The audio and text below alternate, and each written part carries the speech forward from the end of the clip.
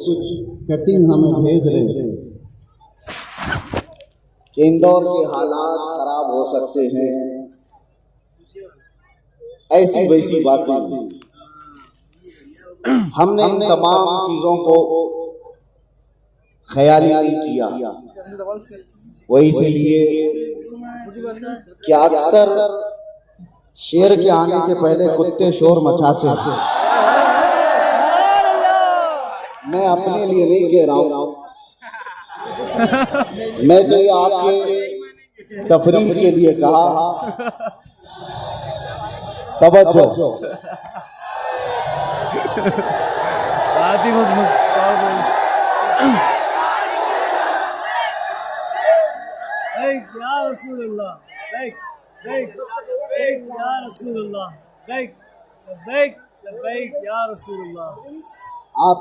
आपके शोर में वक्त खत्म हो जाएगा, आपकी आवाजों में और नारों में वक्त खत्म हो जाएगा। तवज्जो से सुन लें। तकरीर खत्म होने के बाद सारे नारे एक साथ लगा लेंगे। मौलाना अहमद यार खान रफीक मोहतरम शहजादे हबीबुल उलमा, इनके कंधों पर एक बड़ी जिम्मेदारी और दारुल उलूम को लेकर चल रहे हैं शहर इंदौर के मुसलमानों की आबरू। मैंने ऐसे ही कहा कि जहां पर इस तरह के मामला होते हैं, मेरे अजीजों, एक बात मैं आपसे कहना चाहता हूँ। ये उलमा की महफिल है और दस्तारे फजीलत, दस्तारे आलिमियत, दस्तारे हिफ्ज़ व क़िराअत, यहाँ से निकलने वाले उलमा की खेप आपके सामने है, 100 से ज्यादा उलमा। इसलिए मुझे ये बोलना पड़ा, ना कि मैं लतीफे के लिए या आपको जोश दिलाने के लिए नहीं कह रहा हूँ। जो लोग ये समझते हैं कि डर के मारे फिर दुबक जाए, उनके लिए बोलना पड़ता है, वरना हम इस तरह बोलने पर मिजाज नहीं रखते। मैंने ऐसे ही उनसे कहा था, मौलाना साहब क्या कुत्तों पे तकरीर करें? उन्होंने कहा नहीं, शेरों पे तकरीर कीजिए। सुभान अल्लाह। बहरहाल बात सिर्फ इतनी है, हक बात कहने पर जो चाहें आप सजा दे दें, जैसे आप हैं वैसा ही कहा है हमने। मेरे अजीजों, अल्लाह ताला ने कुरान में फरमाया, ये उलमा के सिलसिले में बात, वइज़ अख़ज़ल्लाहु मीसाक़ल लज़ीना ऊतुल किताब, अल्लाह फरमाता है जिनको किताब दी गई, इल्म दिया गया, अल्लाह ने उनसे वादा लिया है, अहद लिया है। किस चीज का वादा लिया है? लतुबय्यिनुन्नहु लिन्नास, लोगों को हक बयान करते रहो, वला तक्तुमूनहु, और कोई चीज छुपाओगे नहीं। हक बयानी से अपने आप को दूर ना करोगे, ये इल्म वालों के साथ अल्लाह ने वादा लिया। लेकिन पहले के इल्म वालों ने क्या किया? यहूदी और ईसाइयों के मुतालिक कहा गया, फनबज़ूहु वराअ ज़ुहूरिहिम, इस वादे को उन्होंने पीठ पीछे फेंक दिया। अल्लाह से किया हुआ वादा उन्होंने तोड़ दिया। वश्तरौ बिही समनन कलीला, और हक बात बोलने की बजाय मालदारों से थोड़े माल पर राजी हो गए, यानी थोड़ी से पैसों की वजह से वो अपने हक बयानी से दूर हो गए। उलमा यहाँ से निकल रहे हैं, सबसे पहली नसीहत उनके लिए ही है, तुम्हारे सरों पर जो ताज रखा जा रहा है, अब तो तुम्हारा असल मामला शुरू होने जा रहा है। ये नहीं है कि तकमील हो गई, यहाँ से मैदान में उतरने के बाद अब ये देखा जाएगा कि आप कौम की सच्ची रहनुमाई करते हैं कि नहीं करते। नियाबत रसूल का ताज रखा जा रहा है, नियाबत अंबिया का ताज रखा जा रहा है। तो हमेशा उलमा को चाहिए कि अंबिया की सीरत पढ़ें, जिनको आरी से 2 टुकड़े कर दिया गया मगर वो हक बोलते रहे, जिनके सर को कलम कर दिया गया यहया अलैहिस्सलाम, वो हक बोलते रहे। अंबिया किराम अलैहिस्सलाम में सारे नबियों की आप सीरत पढ़ें, तब आपको पता चले कि हमको नियामत का ताज दिया गया है। ये सारे मसाइल तो आने वाले हैं हक बोलने पर। इसीलिए मेरे आका सल्लल्लाहु अलैहि वसल्लम की हदीस पाक है, افضل الجہاد کلمۃ حق عند السلطان الجائر. حضور پاک صلی اللہ علیہ وسلم ارشاد فرماتے ہیں سب سے افضل جہاد. لفظ سنتے ہی لوگ جو ہے آج وابلہ مچا دیتے ہیں. مولانا جہاد کا لفظ استعمال کر رہے ہیں. یہ مقدس لفظ ہے, پوتر لفظ ہے. اگر یہ لفظ حضور کی سیرت سے ہٹا دیا جائے گا تو آدھی سیرت ختم ہو جائے گی. ہم بیان کرتے رہیں گے, تمہارے پھیلائے ہوئے پروپیگنڈے کی وجہ سے اصلی لفظوں سے ہم کنارہ کشی نہیں کر سکتے. حضور پاک صلی اللہ تعالی علیہ وسلم فرماتے ہیں افضل جہاد ظالم بادشاہ کے سامنے حق بات کہنا, افضل جہاد. اور یہ علماء کی سب سے پہلی صفت ہے. علماء ذوی احترام جب تک اس صفت سے متصف ہوتے ہیں اللہ تبارک و تعالی ان کی زبانوں میں اثر رکھتا ہے اور ان کے کاموں میں برکت دیتا ہے. لیکن امام غزالی رحمۃ اللہ تعالی علیہ کا قول ہے, آپ فرماتے وہ عالم جو حق بیانی سے اعراض کر لیا, مالداروں کی دیکھ کر ان کے حساب سے فتوے دینے لگا, ان سے کچھ مال لے کر ان کے من کی بات کہنے لگا, امام غزالی فرماتے ہیں وہ اس مکھی سے زیادہ غلیظ ہے جو پخانے پہ بیٹھتی ہے. یہ امام غزالی رحمۃ اللہ تعالی علیہ کا فرمان ہے. اس لیے کہ وہ صرف اور صرف مال کی وجہ سے اللہ کی دی ہوئی نعمت کے ساتھ خیانت کر رہا ہے. عزیزان گرامی وقار, اللہ کے نبی صلی اللہ تعالی علیہ وسلم کی شریعت طاہرہ کے لیے علماء ان کے ساتھ جو مصائب آئیں گے وہ حق گوئی پر آتے رہے, ابتلا اور آزمائش کا دور ہوتا رہے. سیدنا امام احمد بن حنبل رضی اللہ تعالی عنہ جن کو 5 لاکھ حدیثیں یاد تھیں, 5 لاکھ حدیثیں یاد تھیں, لیکن وقت کے ظالم خلیفہ نے ایک بار 3 بار آپ کی پیٹھ پر کوڑے مارے. ایک بار کے کوڑے نہیں ہیں, 100 کوڑے لگ جاتے تھے. پیٹھ کی ہڈی آپ کی جھک گئی تھی. ایک ایسی بات میں آپ کو بتاؤں, اس زمانے میں بھی نہ علم کی طلب کرنے والے کم ہو گئے اور نہ علماء حق بیان کرنے سے گریز کرنے لگے. آج کا یہ دور ایسا آ گیا کہ سب کو مصلحتوں کے دروازے پر چھپنا پڑ رہا ہے. آج دارالعلوم نوری کے اتنے طلباء کو دیکھ کر تھوڑا احساس ہے ہمیں کہ چلو یہاں سے کچھ تو نکلتے ہیں, ورنہ عام مسلمانوں کا رواج ہے کوئی اپنا بچہ دارالعلوم میں نہیں بھیجنا چاہتا. کیوں بناؤں میں مولانا, کیوں بناؤں میں حافظ قرآن, کیونکہ حالات بہت خراب ہیں. علماء کے ساتھ کیا ہو رہا ہے یہ دیکھ کر کے تم گھبرا گئے تو یہ بزدلوں کی جماعت کہلائے گی میرے سے. ایک وقت ایسا تھا, امام احمد بن حنبل کا دور ہے, ایک بہت بڑے عالم کی بات میں بتا رہا ہوں, بقی بن مخلد, یہ اندلس کے رہنے والے ہیں جو آج کا اسپین ہے, یورپ.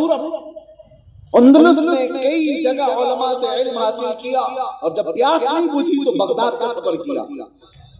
جانتے ہو بغداد یورپ سے کئی ہزار کلومیٹر دور ہے اور پیدل سفر کیا, کئی مہینوں کا سفر کیا. جب بغداد پہنچے تو اس وقت لوگوں سے پوچھا کہ امام احمد بن حنبل کہاں ہیں, تو لوگوں نے بتایا امام احمد بن حنبل پر پابندی لگائی گئی ہے, پولیس کا پہرا لگا رہتا ہے. سارے لوگ ان سے مل نہیں سکتے, کوئی بھی جا نہیں سکتا. وقت کے خلیفہ نے امام احمد بن حنبل پر پابندی لگائی ہے کہ وہ بیان نہیں کر سکتے, کسی سے حدیث نہیں بول سکتے اور کوئی ان سے پڑھنے کے لیے آ نہیں سکتا. کس جرم میں؟ حق بیانی. امام احمد بن حنبل اپنے دور کے وہ عظیم فقیہ, وہ عظیم محدث جنہوں نے وقت کے طاقتوں کی پرواہ نہیں کی, حق بیان کرتے رہے. اور اس کی پاداش میں ہوا کیا؟ پابندی لگائی گئی, جیل بھیجا گیا, کوڑے مارے گئے.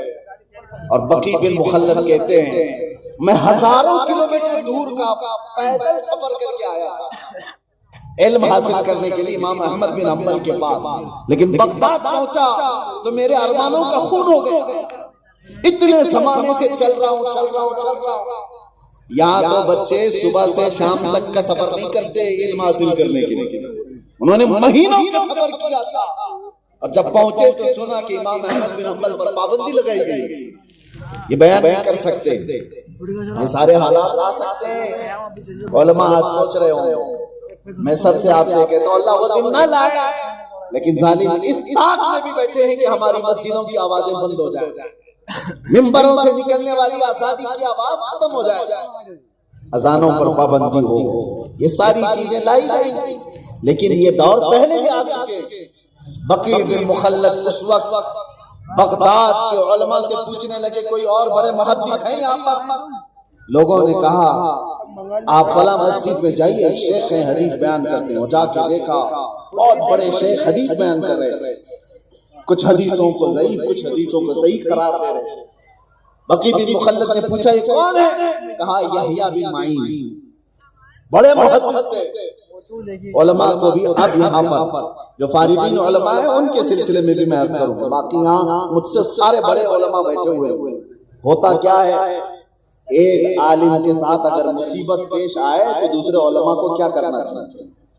پیچھے بیٹھ کر کے یہ دیکھیں کہ بہت بولتا تھا اندر چلا گیا نا، اب دیکھو اس کا تماشا کیا ہوگا، یہی کریں گے۔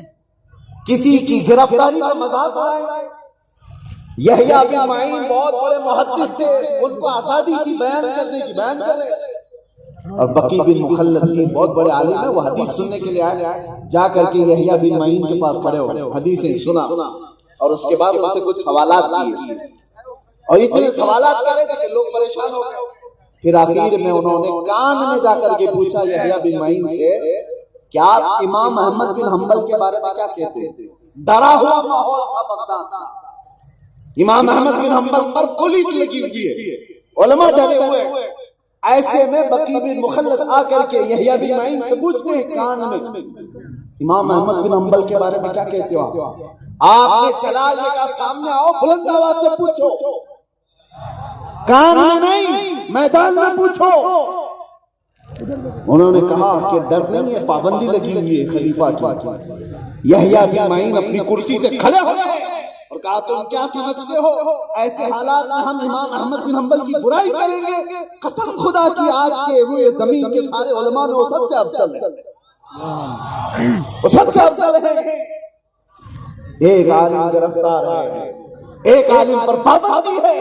یحییٰ بن معین نے حق گوئی کا حق ادا کر دیا تھا۔ پابندی چاہے کسی کی لگی ہو، جو عالم حق بولتا ہے اس کو ہم مجلسوں میں بیان کریں۔ میرے عزیزو آپ اس کے بعد سنی، مجھے پتا ہے جگہ نہیں ہے، کسی کو کوئی مت بٹھائے، جتنی دیر کھڑے ہیں خاموشی سے کھڑے رہے، جہاں کھڑے آواز تو آئی جائے گی، نظر نہ آئے۔ بقی بن مخلد نے جب یہ دیکھا بغداد کا یہ ماحول ہے، یحییٰ بن معین تعریف کر رہے امام احمد بن حنبل، کہا ان سے ملنے کا کوئی راستہ مل جائے گا؟ کہا کہ ٹھیک ہے آپ کو ملنے کا راستہ مل جائے گا، فلاں جگہ پر ان کا گھر ہے، آس پاس پہرے داری زیادہ ہے، بہت پہرا لگا ہوا۔ بقی بن مخلد سارے پہرے کو توڑ کر کے چلے آئے۔ کیسے آئے؟ ایک فقیر کا بھیس ڈال مانگنے کے، بھکاری کا بھیس ڈال کر کے آئے، دروازہ کھٹکھٹایا امام احمد بن حنبل کے گھر کا، دروازہ آپ نے کھولا تو سیدھے ان سے کہا امام احمد بن حنبل آپ منع مت کرنا، میں ہزاروں کلومیٹر دور سے سفر کر کے آیا ہوں۔ امام احمد بن حنبل نے پوچھا کہاں سے آیا ہوں؟ کہا میں اندلس سے آیا ہوں، اسپین سے، یورپ سے، سمندروں کو پار کرنا پڑتا ہے مجھے افریقہ سے یورپ جانے کے لیے۔ تو آپ امام احمد بن حنبل نے پوچھا کیوں آئے ہو؟ کہا آپ سے حدیث سیکھنے کے لیے، آپ سے حدیث سیکھنے کے لیے۔ کتنا لمبا سفر کیا، ہزاروں کلومیٹر دور کا۔ امام احمد بن حنبل نے کہا تمہیں شاید پتہ نہیں بغداد میں میرے اوپر پابندی لگائی گئی، خلیفہ اور اس کے پولیس پورے باہر کھڑے ہیں، جو آئے گا اسے گرفتار کر کے لے جایا جائے گا۔ بقی بن مخلد نے کہا مجھے پتہ ہے حضور، میں سارے حالات دیکھ کر کے آیا، لیکن بھکاری کو تو کوئی روک نہیں سکتا، مانگنے والے کو کوئی روک نہیں سکتا۔ آپ سے بھی اتنا وعدہ کر دیجئے میں روز کھٹوری لے کر آپ کے گھر پر آؤں گا، جیسے دروازہ کھلے آپ مجھے جتنی حدیث سنا۔ بقی بن مخلد نے خود کہا، اس کے بعد امام احمد بن حنبل نے اس کو منظور کر لیا۔ روز کا معمول یہ تھا بقی بن مخلد کا، فقیر کا بھیس ڈال کر آتے، ہاتھ میں کھٹوری لے کر امام احمد بن حنبل، پولیس سب کھڑی ہے، دروازہ کھٹکھٹاتے تھے، جیسی دروازہ کھولتا امام احمد بن حنبل کچھ روٹیاں ڈالتے اور ڈالتے ڈالتے ان کو حدیث سنایا کرتے۔ ایک دو نہیں مہینوں انہوں نے امام احمد بن حنبل کے روزانہ حاضری دی اور کئی سو حدیثیں یاد کر کے نکلے۔ یہ علم حاصل کرنے کی طلب کی اور پابندی کے بعد سنانے کا جوش امام احمد بن حنبل کا۔ عزیزان گرامی وقار، میں سارے علماء سے یہ نہیں کہتا کہ سارے علماء کسی ایسے مرض میں مبتلا نہیں، الحمدللہ حق کو علماء موجود ہیں، تبھی تو برساتیں ہو رہی موجود ہیں الحمدللہ۔ یہاں پر ایک کثیر مجمع موجود ہے۔ حضرت علامہ اشرف جیلانی ازہری صاحب، جو لفظ میں نے کہا اس کا انویسٹیگیشن میرے ہو چکا تھا، مجھے بار بار پوچھا گیا تھا۔ بہرحال آپ جیلانی ہیں اور ساتھ میں تھوڑا جلالی ہیں، مگر آپ نے میرے غائبانہ طور پر کہا مفتی ظفر نوری صاحب جیل کے دروازے کے اندر بھی میرے پاس آ سکتے ہیں۔ بہرحال علماء کی کردار ہونے چاہیے، اور میں کہتا ہوں علماء کے درمیان اختلاف ہوتا رہے، قیامت تک ہوتا رہے، لیکن وہ اختلاف علمی ہوگا، نفسیاتی نہیں، ذاتیاتی نہیں۔ اگر کسی عالم کو کسی عالم کے مسئلے سے اختلاف ہے تو اس کے باپ داداؤں کو نہیں چھیڑا جائے، اس کے خاندان اور اس کے تمام شجرے کو نہیں چھیڑا جائے، اس کے اخلاق و کردار اور اس کے سارے چریتر کو نہیں لایا جائے۔ آپ کو میں بتاؤں دو بڑے علماء کی مثال، امام علی مدینی، یہ امام بخاری کے استاد ہیں، امام بخاری کے استاد، اور ایک امام احمد بن حنبل جن کا میں نے ذکر کیا، دونوں میں شدید اختلاف تھا۔ ہم نے مصر میں یہ پڑھا ہے، ادب الاختلاف بین العلماء۔ مفتی منظر ناز صاحب قبلہ کا بیٹا ہے، اس کا نام ارسل۔ دو بڑے علماء کا اختلاف میں عرض کر رہا تھا۔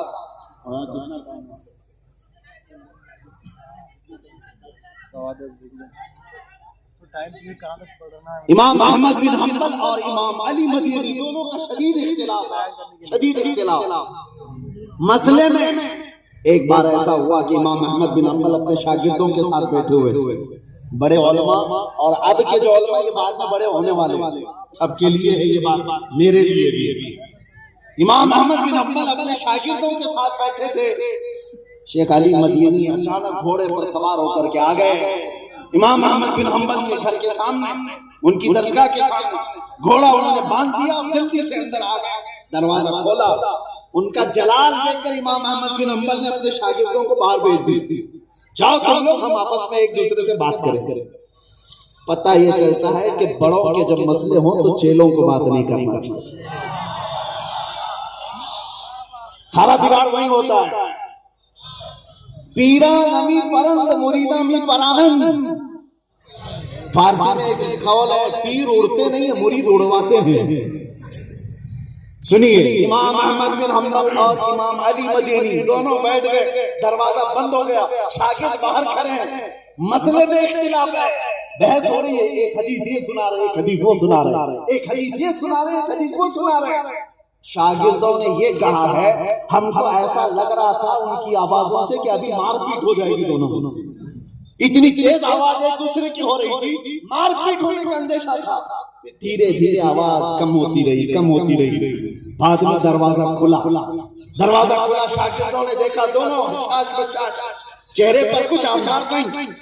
شیخ علی مدینی نکلے گھوڑے کے پاس، توجہ چاہتا ہوں جو بتانا چاہ رہا ہوں، شیخ علی مدینی جیسے گھوڑے پر گئے، امام احمد بن حنبل پیچھے سے آئے، وہ جیسے گھوڑے پر چڑھنے لگے تو اپنے دونوں ہاتھ ان کے پیروں کے نیچے رکھے۔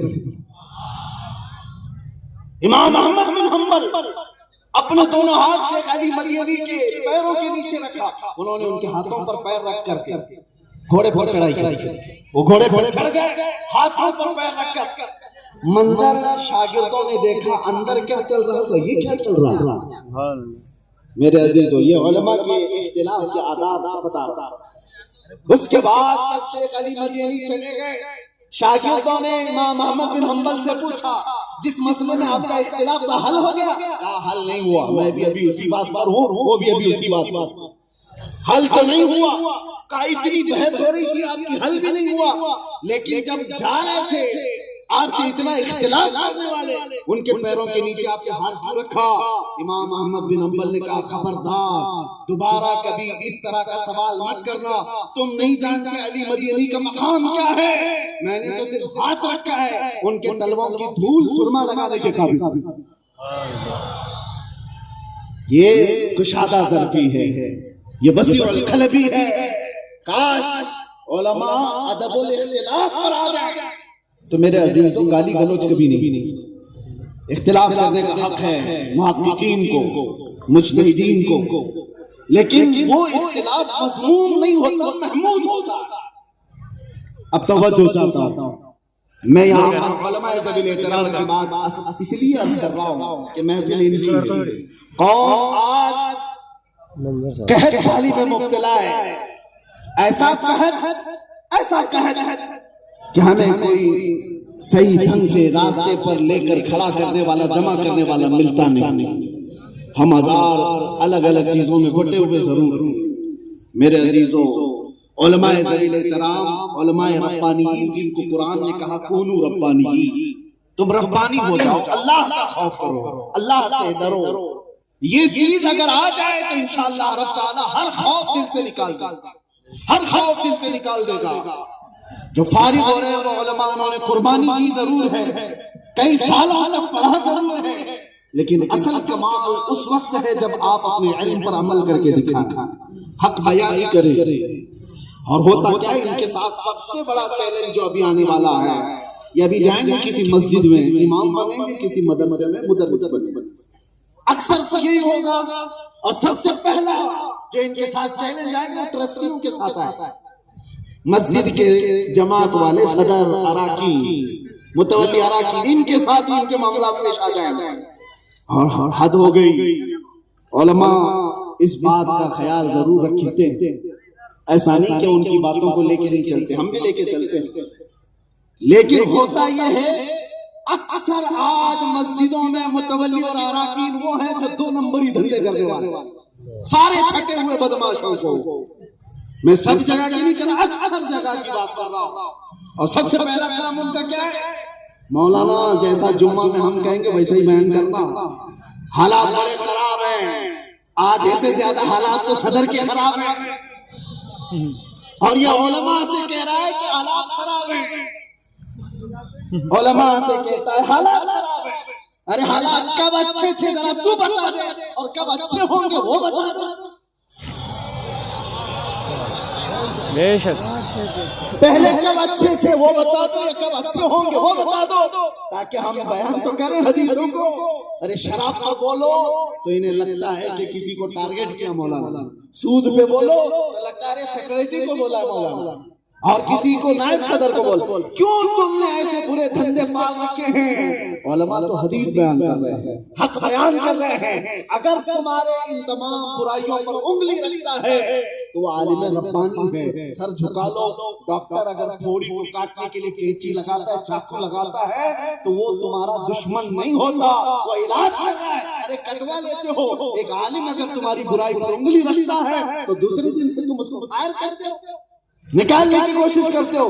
علماء کو میں بار بار اکثر یہ عرض کرتا ہوں، ان تمام جاہل اراکین کی کیا اوقات، حق بولنے پر اگر مسجد سے برطرفی ہوتی ہے، دیکھو ان کی نوکری اللہ رزاق حقیقی ہے، وہ ایک دروازہ بند کرے گا، میرا مولا 70 دروازے کھول دے گا۔ سبحان اللہ، سبحان اللہ۔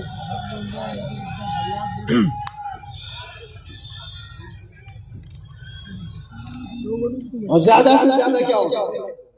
میں آپ کو بتا رہا ہوں ساؤتھ انڈیا کی بات، ابھی چند مہینوں پہلے ایک امام کو اس کے گھر سے کپڑے نوچ کے نکالے، امامت سے بھی نکالا، کپڑے اتار کر کے بتایا۔ کس وجہ سے؟